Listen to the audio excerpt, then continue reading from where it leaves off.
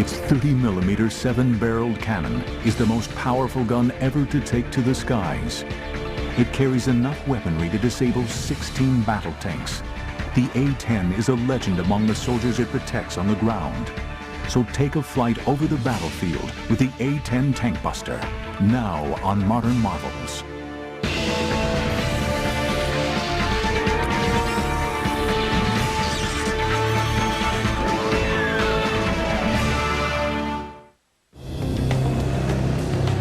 Throughout Operation Iraqi Freedom, the A-10 Warthog was the most well-known and feared plane in the U.S. Air Force. I think it was the best equipped Air Force and Army ready to fight that we could have.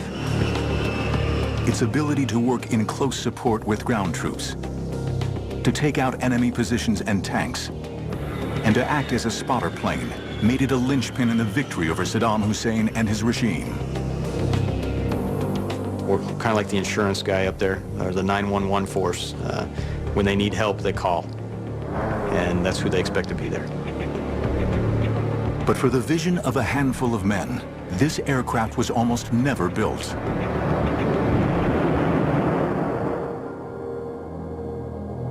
In World War I, aircraft were used as a way of supporting the troops on the ground.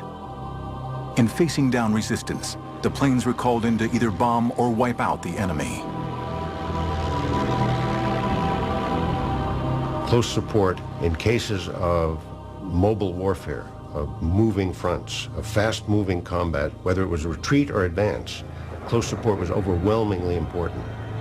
In those situations of battlefield chaos, where it's very hard to get good artillery support, suddenly airplanes become overwhelmingly important and overwhelmingly effective. During the Second World War, fighter bombers such as the Typhoon, the Tempest, the Mustang, and the Thunderbolt I were used in close air support roles very effectively. But one single aircraft was feared as the ultimate close air support machine. The German Junkers 87 dive bomber, nicknamed the Stuka, and fitted with a screaming siren. It demonstrated the most effective use of close air support ever seen.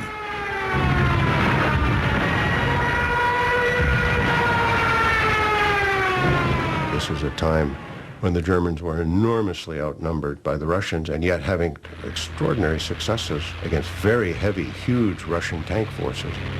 And a key component of that were these Stukas, of which the most famous unit was led by Colonel Rudel, who was the most decorated pilot of World War II.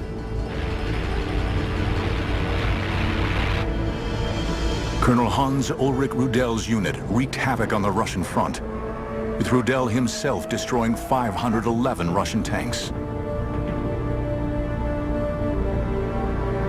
But with the defeat of Germany in 1945, the success of close air support was largely overlooked. On September 18, 1947, the United States Air Force was born. Its main focus, to deliver nuclear weapons. Close air support was not a priority. This is the extraordinary part of the whole genesis of the A-10. The Air Force, traditionally, from the beginnings of World War II on, had no interest in close support, have none today. They don't like working for the Army, that they prefer running their own war, totally independent of everybody else. A very natural bureaucratic reaction.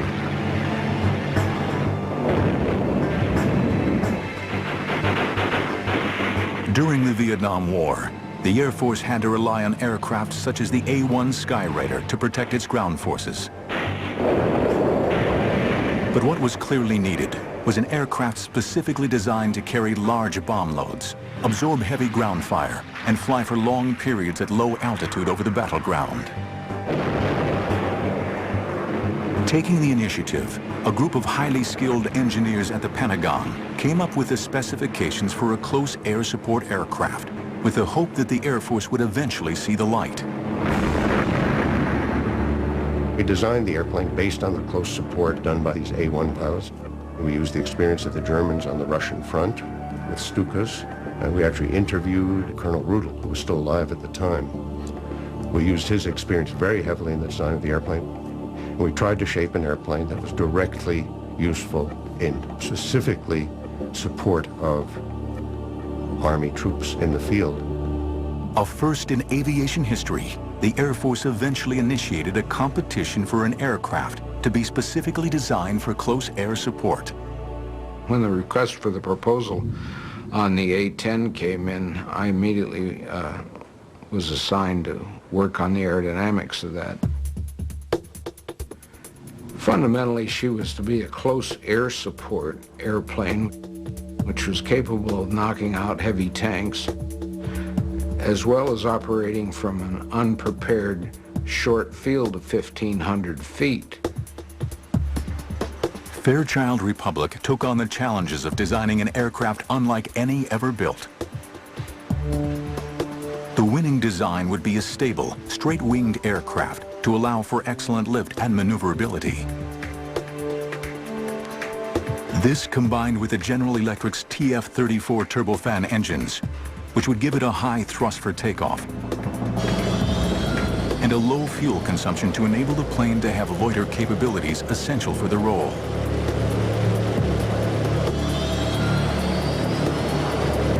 With unbeatable durability and an easy-to-repair maintenance program, these were the ideal engines designed to fly in a hostile battle zone. But for the Fairchild team, the challenges became apparent immediately.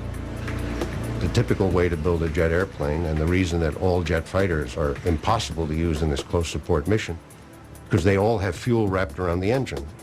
Once you have fuel wrapped around an engine, a .22 rifle will kill you. One of our very first design rules was the fuel had to be someplace other than the engine. Not only was the fuel safely stored in the fuselage away from the engines, the fuel tanks also had unique built-in fire suppression capabilities.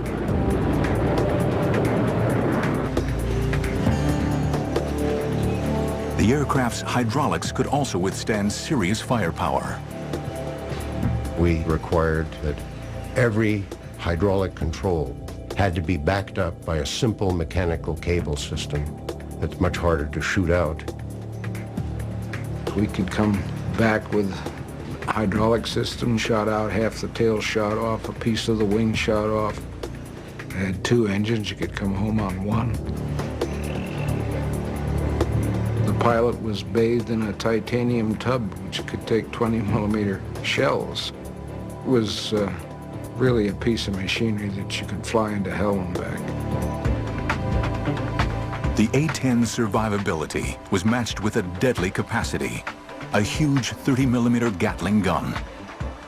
Developed specifically for the A-10, the GAU-8 A Avenger was capable of firing almost 4,000 rounds a minute, giving the aircraft the ability to blow through tank armor. 2, 1, fire.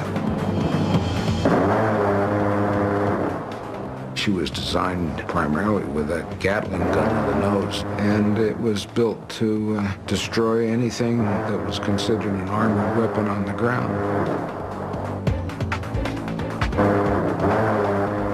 But she was built around the gun, and the gun was a given from day one. Fairchild Republic wins the competition to build the first aircraft in U.S. aviation history, specifically designed for close air support. But before the Air Force will give the go-ahead, they want hard evidence that the aircraft and the gun can perform well together. The need would spark a series of simulation tests unlike any ever produced. Little did its designers realize, these tests would change the future of aviation history. The A-10 has a false canopy painted on the bottom side of its fuselage. This is done to confuse the pilots of enemy planes during air-to-air combat. Modern marvels will return in a moment. After a heated competition, Fairchild Republic has produced the ultimate piece of machinery to perform the role of close air support. But the Air Force was reluctant to go into production until they have seen for themselves that the aircraft can fulfill its very specific combat role. In a series of amazing tests, the A10 and its remarkable gun are put through their paces in an effort to create a full-on Cold War battle scenario. We had secretly assembled what we proudly boasted at the time was like the third or fourth largest tank army in the world. Over 300 Soviet tanks from all over the world, off junk heaps and whatever, out in the desert outside Las Vegas. So we ran a program with A10s, with a gun installed, and with the current ammunition as it was going into production. She had a very strange sound to those engines, very characteristic, and to this day, every time I hear it, I look up, because I know it's my bird. We knew what she'd do, and she didn't disappoint us.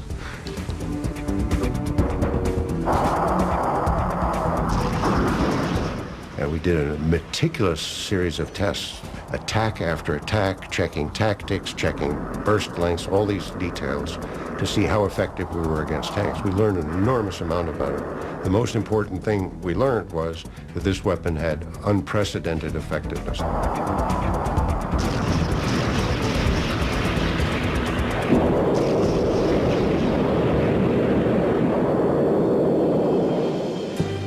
During the Cold War, the threat of Soviet tanks advancing on Western Europe was at times a very real possibility. The Air Force finally gives the production of the A-10 the go-ahead. It was now ready to face a specific enemy. With its highly accurate weapons delivery platform, it was the ideal machine to defend against Soviet armored supremacy.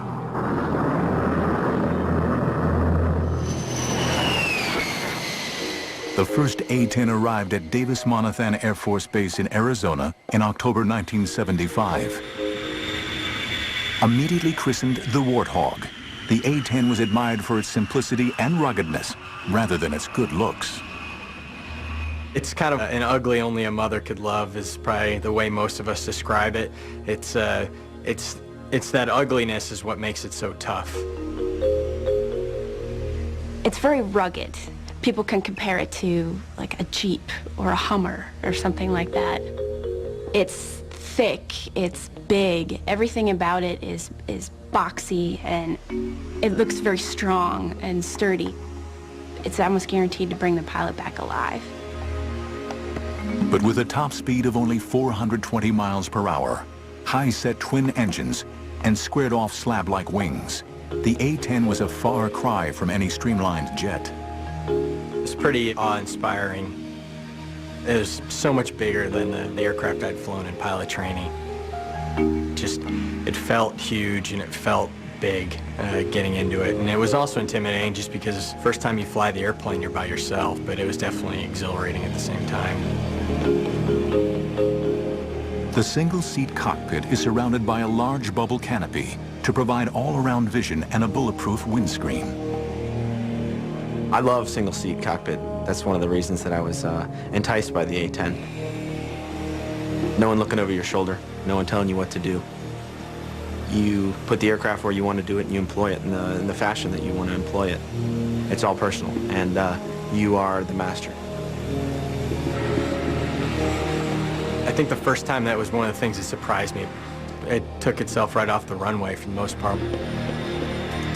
Once it hits the speed it wants to fly, it just lifts up and away.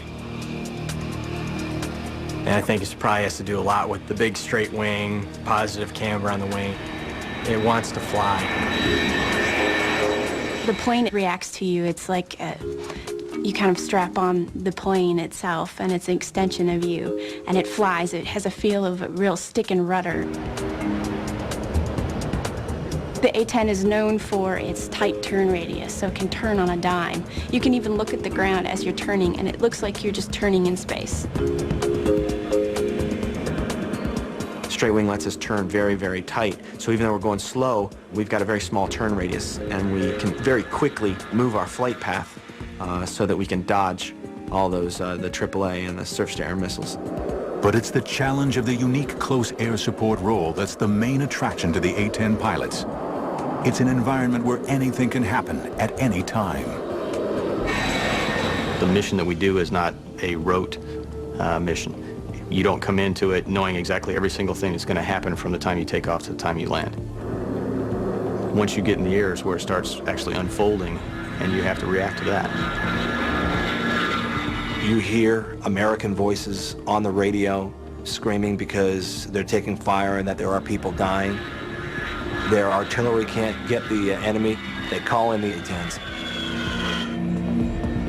Flying of the airplane has to become secondary. Now you're trying to employ the weapon system, and that's where it gets complicated. We get maps spread out in the cockpit, and we're still trying to talk on the radios and keep from getting shot at.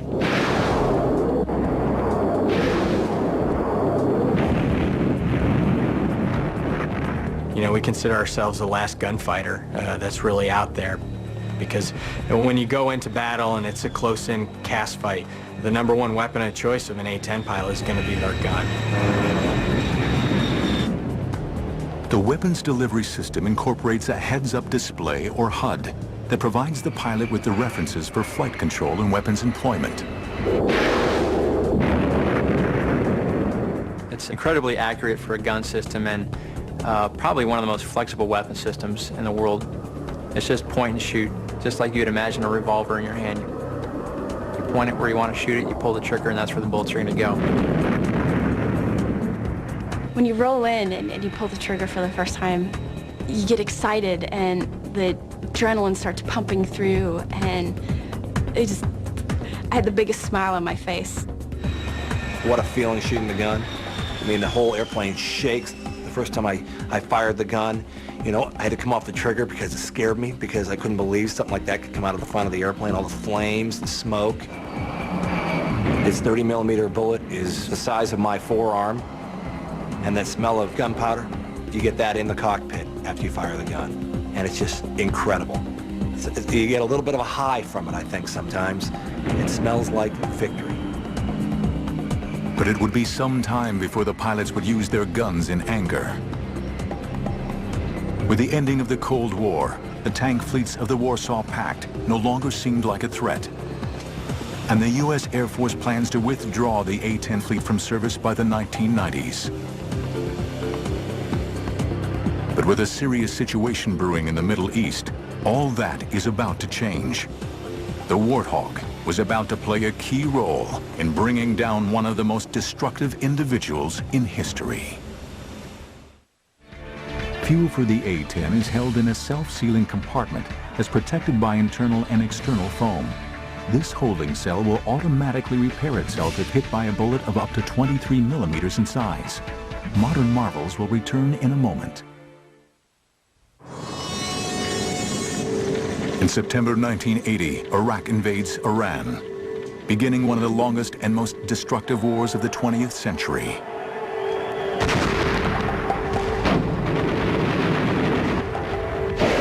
After 8 years, the basic issues dividing the countries remain unresolved.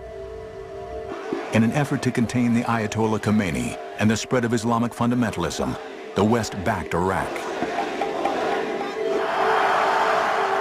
Saddam Hussein, the Iraqi dictator, built a formidable war machine, bolstered by the Soviets and the West, becoming the 4th largest army in the world, with over 4,000 tanks. On August 2nd, 1990, Iraq invaded Kuwait.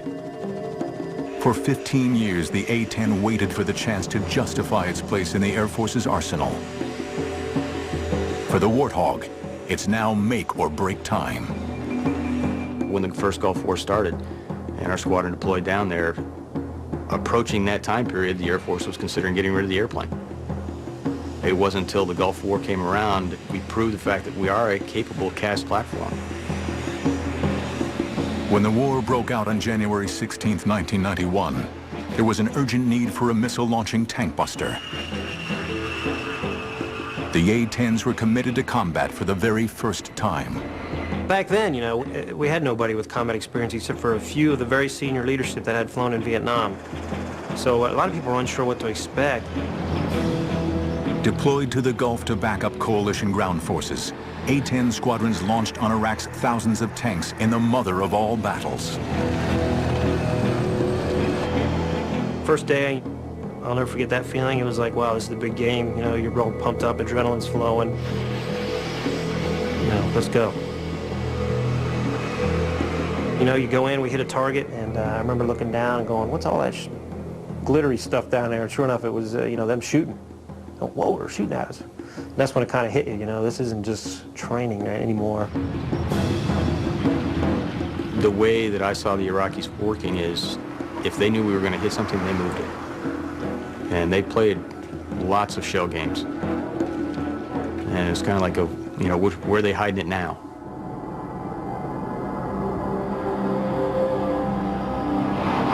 By February, the coalition air forces appear to be dominating the skies, and the A-10 is seemingly invincible. And we're feeling pretty confident. You know, if you survive your first 10 combat missions, your chances of surviving the war go up significantly. Major Rob Sweet was on his 30th mission for Desert Storm. On February 15th, he was the wingman in a 2-ship mission launched deep into Iraqi airspace. It was a little far into Bad Guy Land for an A-10. It was about 100 miles past the border where good guys were. And my flight lead, who was obviously a lot more experienced and wiser than I was a little concerned about the mission. With the Iraqis' ammunition running low, Saddam's forces were being more selective about their targets and sought to maintain a higher strike rate.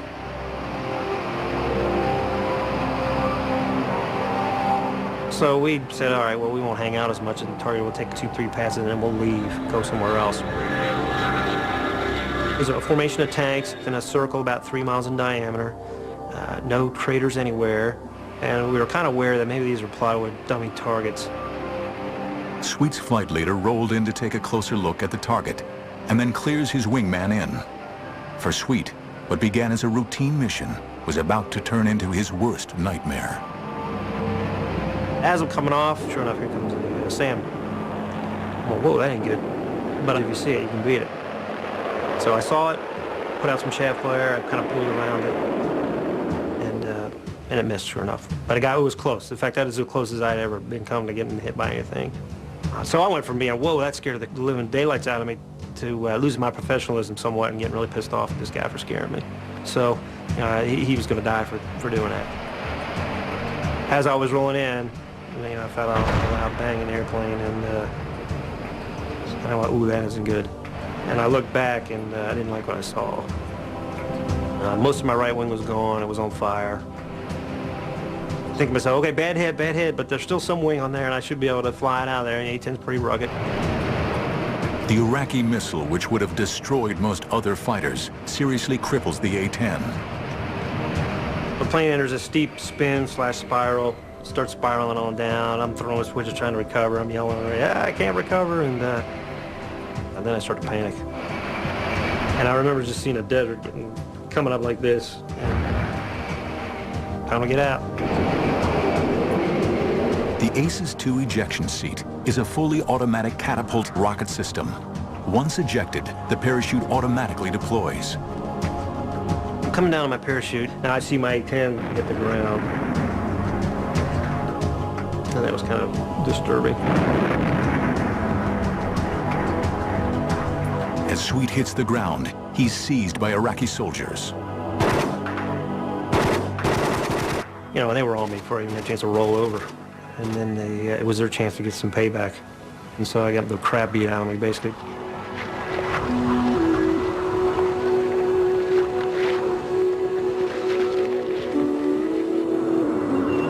He's taken away to a command bunker and interrogated. I thought I was going to get shot at any moment, you know. It took me about 3 days to figure out, hey, they weren't going to just arbitrarily execute me. It was worth something to them, propaganda or intelligence or something.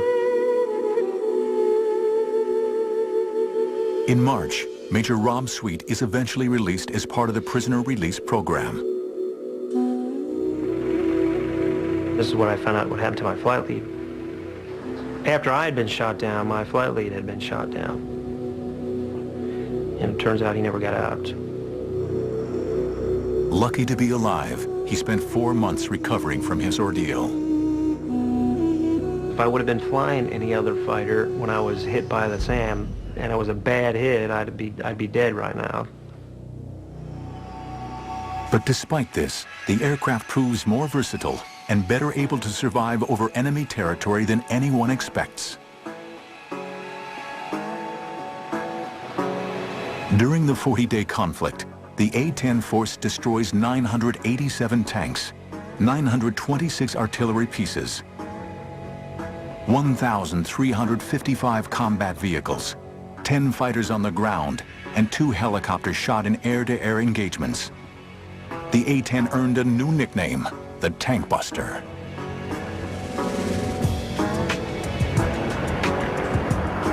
The result confounds all those who questioned the need for a dedicated ground support aircraft. Flying a staggering 8,500 missions, A-10s are responsible for more than half of Iraq's losses of military equipment in Operation Desert Storm.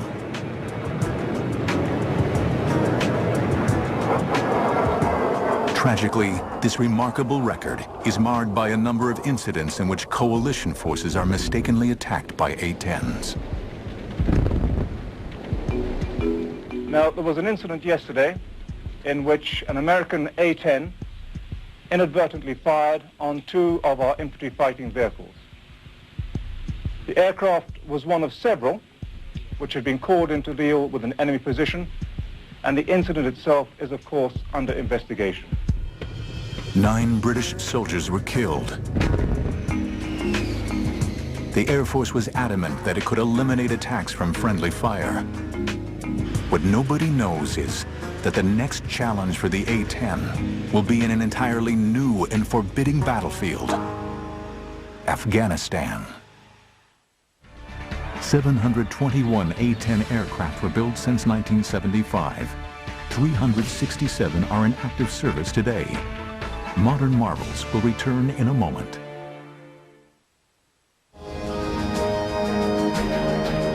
The A-10 proved itself a success in Desert Storm. But for this aging aircraft to remain integral to the Air Force attack plan, it would have to meet the constraints of an ever-changing battlefield. The A-10 got quite a few upgrades. No new engines or anything like that, but more avionics upgrades. We were able to incorporate systems that had come online, the global positioning satellite systems. The A-10 was the first fighter to fully integrate with the night vision devices. The whole cockpit is modified to use night vision goggles. We've been training with them longer than pretty much any other fighter community, and we've gotten very good at it. The A-10 is destined for a new mission. On September 11th, 2001, the war on terrorism begins. Our response involves far more than instant retaliation and isolated strikes. Americans should not expect one battle, but a lengthy campaign, unlike any other we have ever seen. The Warthog strengthens Operation Enduring Freedom, spearheading urgently needed around-the-clock cover for ground troops in Afghanistan. For the crews of the A-10s, it was like nothing they had ever seen. We arrived in Bagram, reported to my commander, and I said, "Boss, this has got to be the scariest place on Earth." We really felt like you were in the middle of a combat zone, and we were. The A-10 is the ideal aircraft for the Afghanistan battlefield. The jet is versatile enough to navigate mountainous peaks and deep valleys, while also patrolling and pinpoint attacking their targets. It wasn't bad flying over the mountainous terrain. The bad part was if I ever had to get out of the airplane, there's a lot of snow down there. That's not a good place to be. Going from a nice warm cockpit down into the snow is not an idea that I want to have to fulfill. The airplane, higher altitudes than what we normally would fly, just because of the heights of the mountains over there. We were able to go places that the other fixed-wing assets may or may not have been able to get in very well. And we definitely went places that the helicopters couldn't get in.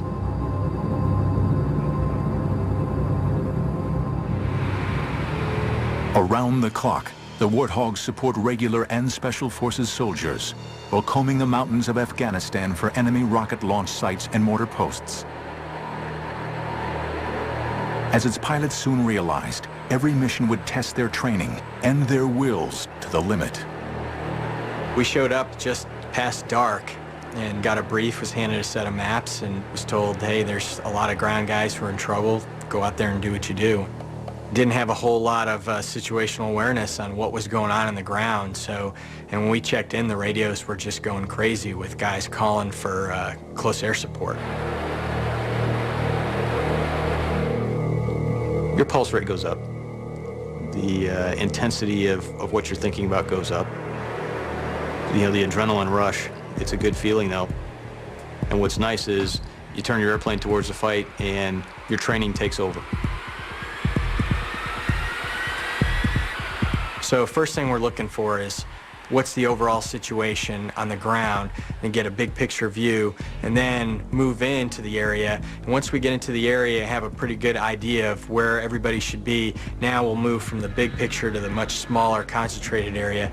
And one of the first things I'm going to try to do is look down and try to find where the friendly position is. And if I can't identify him exactly, I want to at least narrow down something that I can use as a line in the sand and say, okay, we can't drop past here because that's where our guys are.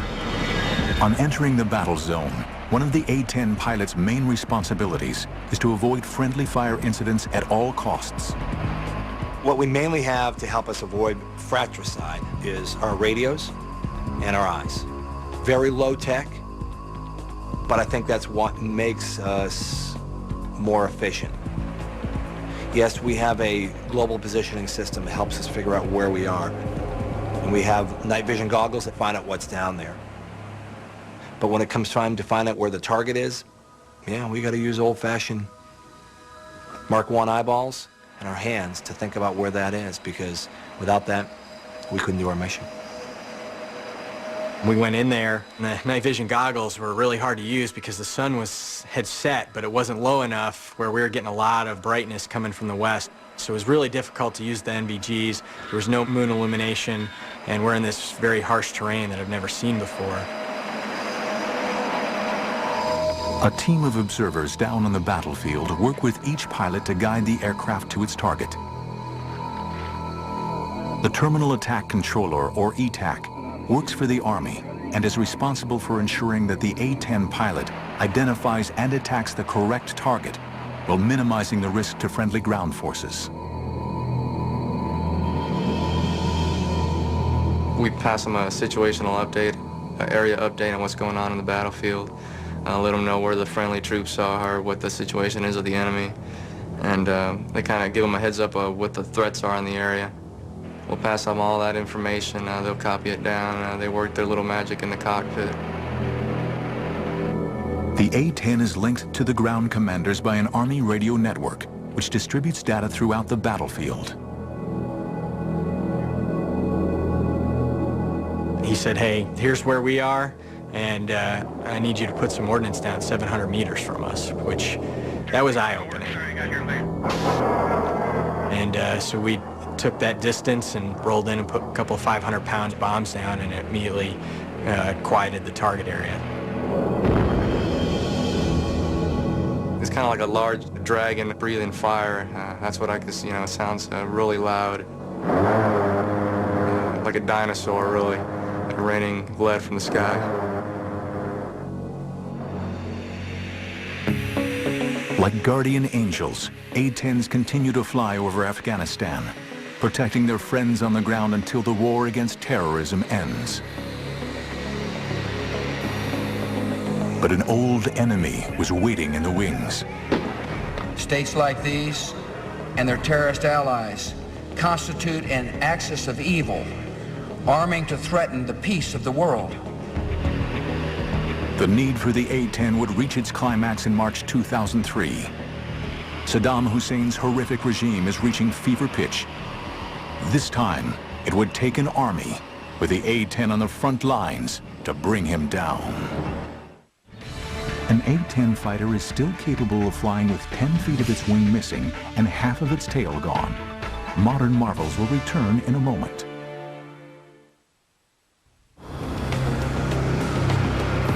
March 2003. Saddam Hussein's forces are about to come head-to-head with the A-10 tank buster. as it once again prepares to fly over the battlefields of Iraq. The coalition forces mean to end the regime of Saddam Hussein for good. The Warthog has come a long way since the last desert battle. By the time the second Gulf War, the Iraqi freedom comes along, pretty much every airplane had been modified to improve the weapon's accuracy. The AGM-65 Maverick missiles are highly accurate, carrying warheads specifically for targeting heavy armor. Infrared imaging guidance enabled them to shoot moving targets at night. Combine these with the already large weapons load and the special laser targeting pods, and the Warthog is better prepared than ever for its deadly role in Iraq.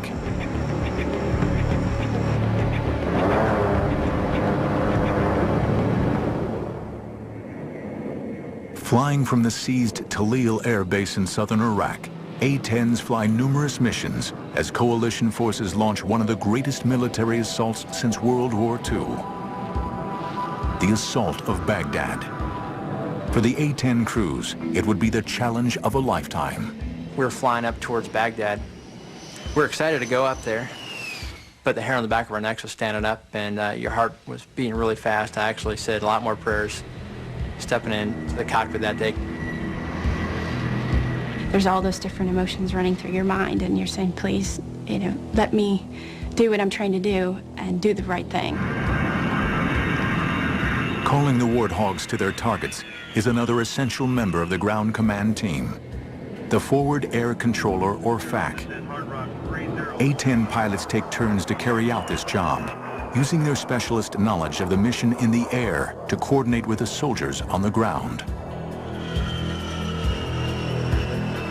We go to a battalion and we speak Air Force to the Army. We make sure the no fratricide occurs. Air Force doesn't shoot the Army, Army doesn't shoot the Air Force. Keep them deconflicted, but then secondary to that is make sure that those A-10s affect the battlefield for the Army. Everyone's talking, just trying to get permission to actually execute the attack. And those sound like simple questions, and it just sounds like, pick up the phone, ask. But when you're asking one airplane who's relaying to another guy who's probably, 400 or 500 miles away, sitting in a room somewhere, it takes time. And, oh, by the way, every aggressive fighter pilot in Iraq at this point is making the same phone call, trying to get permission. Thanks for the work, sir. You got your name. The FAC is the A-10 pilot's first point of contact on arrival in the area. Part of his role is to provide the pilot with the target coordinates with pinpoint accuracy. It sounds cold-hearted, but it's very systematic, They tell us the targets, we find the targets, we kill them, we report it's killed, next target. And it just goes, next target, next target.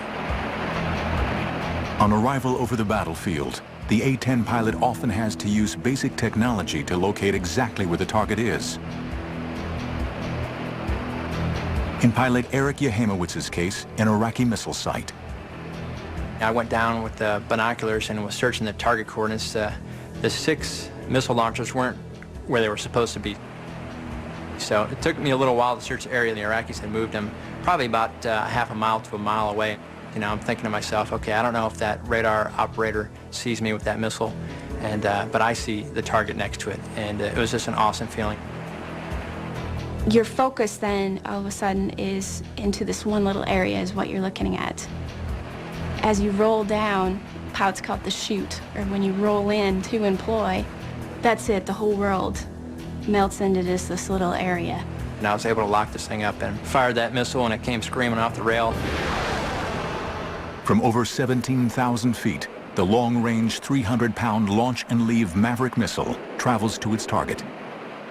For Yahimowitz, the seconds seem to go on forever. I'm waiting and I'm thinking, oh man, the missile went stupid, it went flying into Iran. It should have hit by now, and I'm like, oh man, I'm in trouble. It just felt like an eternity. It is surreal. You're so far up, it's hard to hear anything on the ground. You're so used to hearing the jet. It's like the white noise of having a fan in the background. But then all of a sudden, boom, just a massive explosion, and it is totally elation. Now I know I got him. You pull off, get a little more altitude, and then turn back and take a look. And it's a little fire show for you. It's just so professional, it's unbelievable. There's not a lot of hooting and hollering, and, you know, it's not like Top Gun, people screaming, yeehaw. I mean, it's war, and people are dying, and everyone knows it. You know, we're sitting on the edge of our seats, concentrating that we don't get shot down for once, and then that we don't hurt the wrong people. Going in there, I said I have two objectives. One, zero fratricide. Two, affect the battlefield. And they were in that order. My number one goal was to prevent fratricide. Knowing where the friendly forces are is paramount if the A-10s are to protect them. And losing sight of troops on the ground can lead to mistakes or deadly friendly fire. As a fighter pilot, that's our first job, to find out, is there anyone out here that we don't know about? You know, it comes down to a fight with friendlies nearby. Weapons release is going to be authorized by the guy on the ground. So you have to have that warm fuzzy, that you've got the complete picture, that you know these are friendly troops, those are enemy troops. But even with all the advantages of modern technology, relying on this alone can seriously jeopardize the troops on the ground. Yes, there are technological ways. There are also old school ways, giving a good talk on, making sure you're confirming with that aircraft that he really does see the friendlies. There's 1,000 ways to make sure that he's looking at the right thing and you all are on the same page of music. And I used every single one of them, because I'd rather drop 0 bombs and have 0 fratricide than drop 1,000 bombs and have one be on a friendly position. Despite the fear of horrific friendly fire accidents, the feeling of flying the plane is the love of every hog driver and the reason for signing up. It's no race car, you know, it's not the Porsche, you know, it's not even a pickup truck. In such a neat airplane, because I feel like I'm flying with the seat of my pants. I can feel everything that's happening to the airplane. None of it's magic, it's all me. Whatever it does, I made it do. The 60 Warthogs deployed for Iraqi freedom dominate the skies, firing an incredible 311,597 rounds of 30mm ammunition. The flying gun performs amazingly. We lost a few folks in the first Gulf War. We didn't lose any in the second. Lost airplanes, but we didn't lose people. That's a testament to the aircraft itself. If I had to be in an airplane and be shot at, the A-10 is the only one I want to be in. The A-10 is an awesome airframe, and the fact that it works with you, and it feels like it's a part of you. And it's one of the only airframes left that it's true flying. You can feel it fly. The A-10 means close air support at its finest. It's been my home now for 8 years, and I love it, and I hope I get to stick with it, and I hope we get the upgrades we want to take us into this next century and keep supporting the Army. But I think it's just an awesome weapons platform. It fills a specific niche, and it does it really well. Able to keep flying with battle damage that would cripple many other designs, and lethal to any armored vehicle in service, the humble Warthog of the 1970s has come to rule supreme over the digital battlefields of the 21st century. Due to remain in service until at least 2025, the A-10 Warthog has proven itself to be one of the most effective aircraft ever flown in the U.S. Air Force, and a legend to those who've flown it. She is not very clean when it comes to protuberances and bumps, and so she's not the sleekest looking piece of machinery that I ever designed. But she got the job done.